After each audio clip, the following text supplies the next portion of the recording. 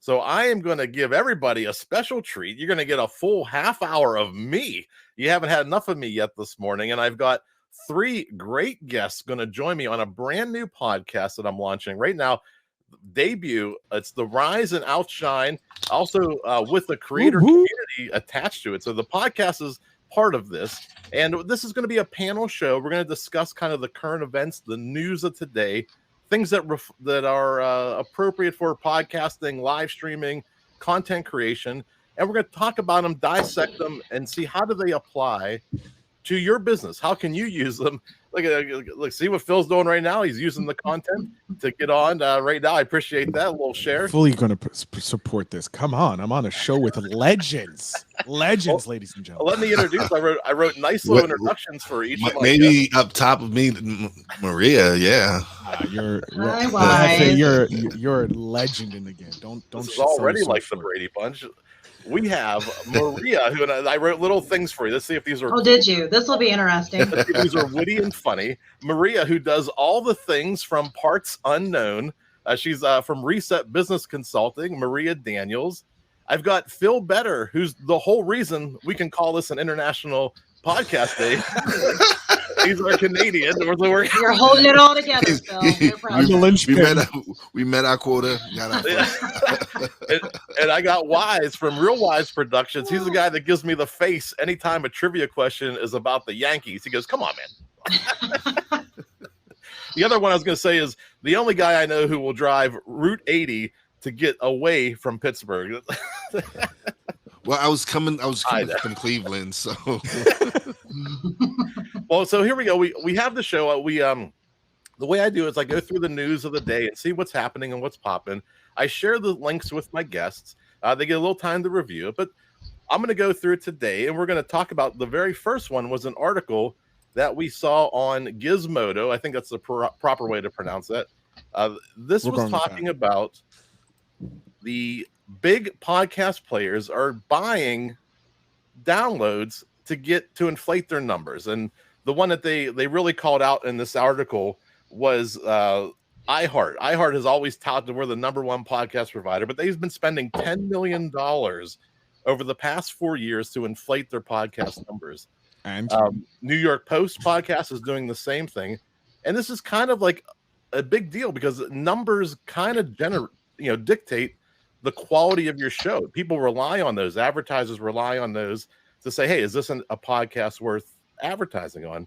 Well, what do you think when you see some of the big players, inflating their numbers for media gain? Well, I have a lot of feelings on that. It looks like Phil does too. Look, I do, but I'm going to let Maria go first because I think I have a lot of feelings on that. I'm probably we're also polite. Off yeah. on the other side. No, I mean, I am not a fan. I mean, it kind of goes with a lot of the things that's been going on kind of in marketing for a long time though. Not just with podcasts, but even with social media and stuff, people buying viewers, buying, followers and all that kind of stuff. There's a lot of things that you could talk about digital marketing wise and Google related, as far as like how Google knows that they're paid for on bot and doesn't actually show it up as well. But I'm not going to get into all that. But, just as far as buying them as a whole, that kind of just goes into Vanity Metrics, which is something that I've kind of always spoken out about. And I can tell you firsthand, I've had clients that have had millions of followers and can't even pay their monthly bill. And I've had, clients that have, hundreds of followers and have no problem because, it's the dollars, it's the conversions that matter. It's not the Vanity Metrics. Phil? Yeah, I could care less because really it's the content that matters. Like iHeart can be spending 10 million a year or however much they spend a year, and they're getting all these downloads from the ad. So how it works, so I read the article, they put it into a video game, a mobile game, and whenever someone clicks on the ad, it automatically downloads the show. So it doesn't show whether or not they listen to it or not. Now that's the same thing about everybody else because we can't prove that people are listening to our thing. Spotify is now going through with the starts, streams, and that. They show you how much. So if it's coming from Spotify, I'll believe it more because they tell us how much they're going through. When you're on your back end, you can see how many people are listening. I don't care. You want to spend money to get fake downloads? Go ahead. It's going to help your vanity.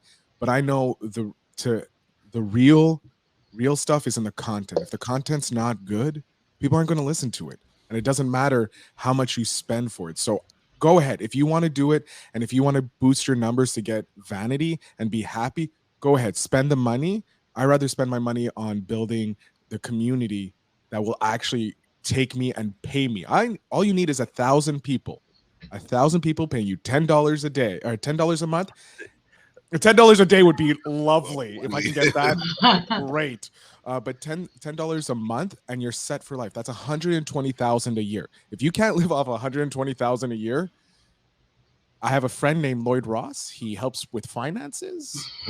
It's a good podcast. I suggest you listen to it. That's all I'm going to say. Yeah. And you're absolutely right. I prefer a loyal following than these bots that aren't going to really support you, because they do it because of ad revenue for them. A lot of us independent podcasts don't have no ad revenue.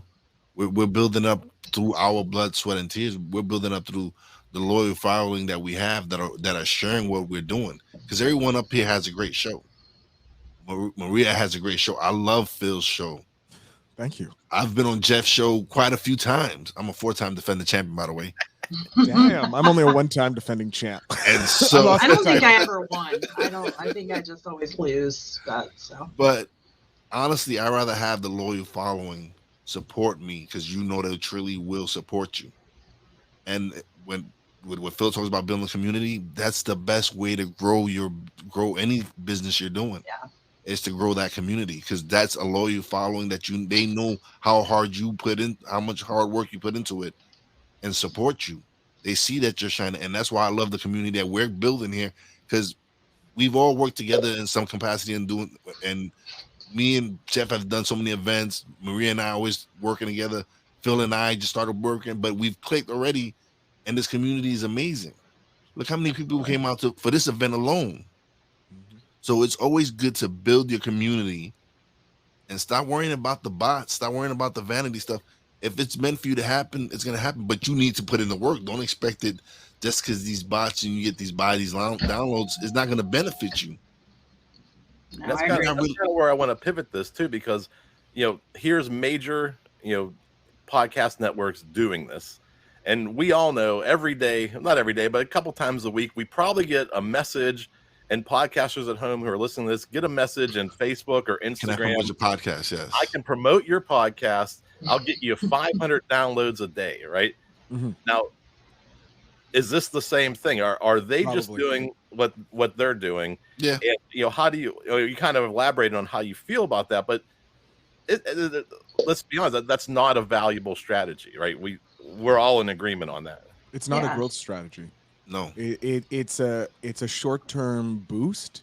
Some podcasters may, if they have good content and they do this, it's a beneficial content and you do the ads, and then you may actually get a percentage come over to listeners, and you'll slowly grow, because it's the listeners that tell other friends. The amount of times I've told friends about different podcasts that I'm listening to or different podcasters that I've interviewed, and they're like, oh, I want to check out the show because it's interesting, or that's cool. That will grow a podcast more than seeing an ad, because it's a valuable resource. Someone trusts me. I'm giving them a recommendation. That podcast has more thing than I see it on, like, Call Me Daddy podcast or Call Her Daddy podcast, and people are like, what's this about? I see an ad for it and they're like, but if I go, hey, I just listened to the latest Call Me Daddy episode, it's friggin' great, you should listen to it, more people are going to listen to it than just see an ad. Absolutely. It's peer-to-peer review. I mean, that's been tested, just across marketing a million times. And, I think that, it goes farther than educating, podcasters on not kind of falling for that. It goes into also educating people who are wanting to buy ad spots from you on how you are showing up and how, you're going to make their ad dollars work for them. If they're, supporting or sponsoring your show. And I think that's an important, thing. I don't personally take sponsors, so I've never worried about my Vanity Metrics. I know I've talked about this before. My podcast is monetized just from my business. And I've always used my podcast as just a way to kind of cut through that, know, like, and trust in a virtual world, because I've built every business I have had from networking. every business I have is from networking. And it's, as you get more businesses in your, audience needs to grow out, the easiest way to do that is digitally. So, I think it's important to kind of think about when you're even, coming up with what you're going to do with your podcast, like what's your goals, who's your audience, are you going to take on, sponsors or, sell ads, or, are you just going to try to, monetize it, on the back end, what's your goals? Make a business plan like you do with any business. Absolutely. Yeah, once you stop paying that bill, let's say you get that message in Facebook or Instagram, I'll promote your business. I'm a podcast promoter. This is kind of like my mission. As soon as you stop paying that bill, guess what happens to those downloads? They go away. Those aren't subscribers. Those are bots hitting your feed, just inflating those numbers. So, you see the big companies doing it. You're going to get hit as a DIY podcaster, entry level podcaster. You're going to want to get that quick fix. And, I think we're all firm in agreement on this. Stay away from that. Build organically, be guests on other podcasts, talk about podcasts. Networking. This is a community, right? It's all networking. All of it has to do with networking. And like I said, I've seen the difference from when I first started and growing and developing. The moment I started connecting with other podcasters and started collaborating with other podcasters, your numbers start growing, because now you're reaching another audience. You're reaching an audience that you weren't reaching before. So now when I'm on Maria's show, if someone that usually listens to her show, they hear me and they're like, oh, I like this dude. Let me check what he has going on. Now you're getting a true fan, because now they heard you on Maria's show. They're like, oh man, that was great content. Let me see what great content he has. And they start listening to you, and they're like, wow, this is cool. But that's the benefit of going on other shows. That's the benefit of collaborating with each other. And the best thing about it, a lot of us independent podcasters, we love to collaborate with each other. I love to be a guest because that means I don't have to do work. I'm not editing. Seriously, I ain't gotta edit. No editing. No. I get to come on and talk and enjoy and do what I love to do. Why wouldn't you want to collaborate? Why wouldn't you want to work with someone to help build yourself organically? That's why the relationships that we build here are amazing. Because we actually know the work that we put into building our brand and building our podcast. We all know it's not easy. All of us here really work hard on our podcast, and we all put out great content. And you can see it from when people interact with you. People wouldn't want to do anything with you if you weren't doing some great content. Very true. Very true. So that kind of brings me to my next topic, and I'm very torn on this strategy. I like it, but I'm skeptical. And there's two major podcasts that are doing this right now: Prof G, Scott Galloway, and Joe Pulizzi from Content Inc., also Content Marketing World, the CMI Institute, the Tilty, big in content marketing.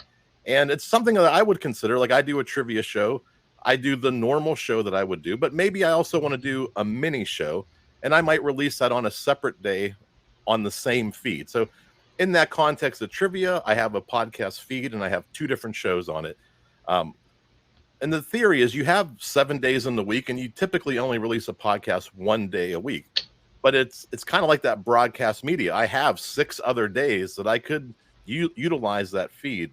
And so the strategy here is I would release 6 different shows alongside my show on the same podcast feed, knowing that you already have the subscribers to your show. Now, I like the strategy, but I have some concerns about how that will tie into our previous story of padding numbers. So I'd like to hear, what do you think of that strategy? And, do we have to be careful with how we monitor subscribers when we have multiple shows on the same feed? That's where my skepticism is. So I'm going to jump in here. I dislike having multiple shows on one feed because you're diluting the content. You're diluting the audience, because if you look at it, audiences know, okay, Monday my show comes out. Now let's say I go on Thursday because I was busy Monday, and then I see there's 5 different shows on this feed, and I'm like, I didn't subscribe to any of these. I don't want to listen to this. This is taking up more time for me. By having the different feeds, you can, in essence, streamline your production, you can streamline your audience growth, you can streamline monetization, and eventually sell that podcast if you want to. I've talked to multiple podcasts that have sold their shows for over 6 figures. And if you have multiple podcasts on that feed, all those things are gone now, because if you want to sell it, you have to do the complication of moving, hosting, all that RSS redirects, which is no fun. So having your show on one, each have their own individual feed, because I know Captivate allows you to create a network, so you can use Captivate. Bcast, sorry, the one I use, they allow you to have, depending on what level you're at, you can have unlimited podcasts under your profile, so you can have, it's going to be easier for you because they're all in one place. Having them all on one feed is a bygone era when it was expensive to have multiple shows. Now there's places that are saying have unlimited shows, you're good, doesn't matter. So having them on one feed, I see, is detrimental to your growth. But there is some efficiencies there when you say I have 5 shows to an advertiser, I can get you in front of all those shows in one fail swoop. You think that's an advantage? If I have a network, I can say the same thing, except they're on different feeds, so they have different audiences. So I can pay each podcaster a different amount. So I say John, which is nice because it ties in kind of to the next story we're going to talk to. But each podcast has its own feed. I can get an individual. I say, look, my network gets 30 million downloads a year. We'll say 30 million downloads a year. Each show, I have 5 shows. They get about maybe 5 to 6 downloads each show, whatever. That's easier for the advertiser. Okay, I want this show, I want this show, I want this show. If it's all on one feed, they're like, I don't want it on all these shows. Yeah. I don't. It's a fishing show. I do corporate lobbying. Like, fishermen don't need me, so why would I be advertising? It's the wrong group to advertise to. So having your own separate feed for each podcast will make it easier for advertisers to pick and easier for you to monetize and sell it later. Technically, you're hurting yourself. Technically, you're basically hurting yourself doing that, because now instead of being able to brand each different show differently, you have it all on one feed. It's all one feed. Now, like you said, if you say this podcast jumps, you can sell it now and not affect the other feeds, and it's a completely separate brand. So why would you limit yourself to just to one feed? If you don't want to spend the money on buying the other channels, that's on you. But honestly, if you really want to build a business and build a brand and want to be able to sell it all at different junctions, it'd be the best way to go with different feeds. Yeah, I kind of looked at it like Jeff was saying too. Yes, I 100% agree with Phil and Wize. If it's actually a different show, I would definitely say no. But if it's like Jeff, you mentioned earlier, like your regular trivia show and then maybe a short 10-minute trivia show still branded the same, I think that would be okay. If it's just like, a different version of your original show still branded the same, but you have to look at it as, a separate business, a separate brand, even if it's under the same, business hub, as a DBA. You have to separate that brand out, just because, like you all mentioned, your audience is going to be different. And if you don't, then you're watering it down. So you might want to do like a month. Your episode is a mixture of all your episodes that you filmed for that month. Maybe a nugget from this episode, something from this episode, and you combine it into one, like a extra bonus episode of your content. Yes, that's fine, because it's all in the same brand. Mm-hmm. It's all so if I wanted to do a stuck in my mind recap of the month, it's still stuck in my mind. It's not anything else. It's still whatever that show was. It's still that content. It's just I took out whatever I felt was the best quote of the month or the week or whatever of those episodes, whatever. But it's the same brand. So my final take, I don't know how I feel about it. The one thing I think we have to be concerned with is looking at numbers at the end of the first month, because if you have 500 people set to automatically download your podcast every time it's released, and you do a second show, now your numbers for the month just went from 500 to 1,000. You just doubled your views or your listeners, and that's concerning to me, because you're not really growing an audience. You're just getting more downloads from the So same. for the first time, you might have hit. They might say, "Oh, it's a new episode from All right, let me check it out." But when they realize it's not the same content, and if they don't like it, they're not gonna check it out. Oh, Tuesday is just that same that show that they put on that I didn't like. So what you're really eventually they're gonna catch on to it, and they're not gonna watch. They're not gonna continue to watch it. Yeah, over time, your listenership could deteriorate. You're losing that. Yeah, trust. it's a short-term win and long-term damage to you. Well, let's talk about more short-term wins. Speaking of YouTube Shorts, starting in 2023. Now, there's a transition. We have Smooth. They finally announced on YouTube. A lot of us create YouTube videos. The previous podcasts are talking about TikTok videos and shorts and vertical video. It's taken probably a lot of us old school podcasters a long time to come around the vertical video, but finally YouTube is going to announce a 45% revenue split on YouTube Shorts. It's something they haven't talked about for a while. We'll go. Phil has his hand up already. Go, Phil. So it's not technically 45%. It's less. So what's going on is how it's going to work is YouTube Shorts, you're allowed to use copyright music now. And this is what's going on is what's going to happen is how it's going to work is you're going to have an ad, a bunch of videos, another ad. And the total number of views that the ad before got divided by your number of views will be the percentage of the 45 that you're going to get. It's not 45 because they have to pay the music companies first. So they pay the music companies first. So if they take 10% of the total revenue, now we're down to 90, and it's not going to be it's going to be 90% of split. The 50, 40, 45 will be that split. So it's not the full amount. So they're glossing over it so that it's like, oh, we're going to get 45%, but you have the monetization. You have to pay the music companies, so you're not actually getting the full 45%. So if it's like $5 million, you may end up only getting, out of that 5 million, there's 3 million that's allowed to go to the monetization of the movies and that. So it's not really they're glossing over the fact. They're trying to provide good news when it's not really good news. So say if your shorts, you don't use any copyrighted music. Doesn't matter. That still goes? No, doesn't matter. So, but this also allows long form content creators with this deal to use copyright music and not get hit with like copyright strikes or stuff like that with their music or get muted. Yeah, I hate how they kind of just like didn't mention that. Yeah, oh look, we're gonna have to pay the music. I know it's marketing, and I freaking hate it. Oh, I know. I hate that too.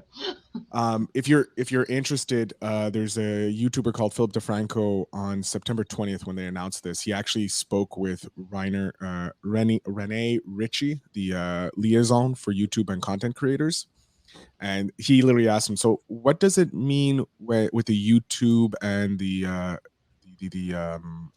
music groups?" And he's like, "Well, they're going to get paid first." And you can see that it was just like, oh, they didn't want the rest of the world to know that they're pretty much screwing people over. I apologize. They're screwing people over with this kind of like false hope. Like, yeah, you get 45% of what's left after the music people take their money. Yes, and I know in this case it doesn't necessarily apply, but the importance of, even on TikTok, being an original sound, you don't necessarily have to rely on music or other sound. You can be the original content, and creating original content is one of the best things you can do for shorts too. But I also didn't catch that part about the music. I got to read a little more specifically on these things that I tell you that we're going to talk about. Well, no. So to be fair, the article that you wrote does not it mentions you're allowed to use the music, but it doesn't mention that the music companies get paid first. I didn't see that. Because YouTube doesn't want people to know that music people are getting paid first. They want more people to create content because they think, oh, I'm going to get 45% of this 100,000 or like a percentage of the 45%. When in reality, you're probably only going to get 35% of the full budget or whatever it is they decide to give to the Richie Rich. Yeah. And well, like usually there's a bunch of exclusions too. Like if you mention any TV show or show a little clip or use a hashtag that's with something out there, like there's so many exclusions with it. Because I've looked into doing it, but honestly, I don't have time to play that game. Like, what's going to be allowed and what's not. So, I mean, I think it's kind of cool that, you know, there are these things out there for people that, you know, do want to kind of, you know, read in between all the red tape on it and, you know, be able to figure out because I mean, it's just like anything else. There's a formula to it. But I think for most of us podcasters, it takes a lot to try to get to the point where that actually is something that's going to make sense, you know, to put that much, you know, work into trying to get that short bonus. Well, they're making it a little easier to become a partner to get paid. So you're going to have the 1,000 subs is mandatory, but all you have to do is 10 million valid YouTube shorts in 90 days. That's it. Just how many? 10 million. It's not that much. Yeah, just a few. Just a few. Well, considering how much they're pushing YouTube Shorts to destroy TikTok. Oh, yeah. It's not getting 10 million is not that hard because you just have to keep putting out shorts and say you get 1,000 views on each short. Eventually, one of them is going to pop off. So I think it's funny watching that. You mentioned that. You know, the TikTok, it's kind of funny watching this kind of behind the scenes war going on. I'm just sitting back like watching, like at this point, it's funny watching it go on. I'm interested to see, like, obviously YouTube has the power to monetize this and take the L for many years to pretty much snuff out TikTok, but I'm interested to see what TikTok does in response to this because their creator fund is horrible, and so with what YouTube's doing now, it's going to be interesting to see what TikTok does, and also YouTube is destroying Twitch because Twitch just had a major garbage fire in the past few days, and it was down for a minute. We couldn't even go live on the on Twitch this week. I think Twitch has been one of those afterthoughts for a while, though. It's like, oh, I have Twitch. I'll go ahead and just randomly stream there. But I mean, I think a lot of people haven't been focusing on Twitch for quite a while. So it's more for video games, less for podcasters than that. Yeah. So video gamers are playing it, but a lot of people are finding like they start their career on Twitch and then they get all these weird like blocks or they get in trouble with Twitch because they're never congruent with their enforcement of the rules, so they jump over to YouTube, and since YouTube can just pay ridiculous money to help you grow and they have the infrastructure in place, video game guys start on Twitch, get their following, jump over to YouTube, and then they skyrocket to the next level. And speaking of skyrocketing, StreamYard. Nice segue. StreamYard. You're good with the segues today. StreamYard has announced a new way to publish. And a lot of us use StreamYard. In fact, this that you're on Hopin right now for this event, it's powered by StreamYard. Hopin's kind of like the big brother of StreamYard. They bought them right after the pandemic started. And you used to schedule a live feed. It would go post to your page and say, hey, I'm going to have a live event on this day. You know, come watch it. And then that post would turn into the live feed right in the stream.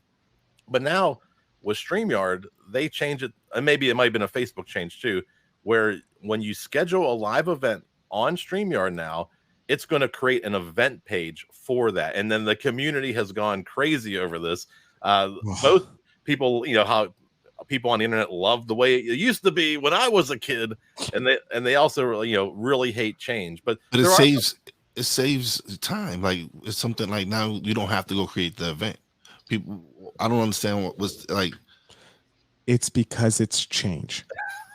But change is simple good. As that. Change is good. I agree with you, El Jefe. I agree with you. Change is good. Change is amazing. This is a great change because one, like you said, you can see who's attending. People are going to get regular updates about when you're going live. You can it's a landing. What you have to use it as a landing page to move people either to your email list or whatever it is you want to monetize. You use it's just a tool. It's a tool for you to grow. And this is an extra tool in your belt. Like podcasters don't understand how much companies like Facebook, YouTube, TikTok, they want you on their platform. They want you to make content so that they keep eyeballs on, so they make money and then they can give it to you. If a podcaster just concentrates on one social media, one platform, and gets it to 10K, they're set.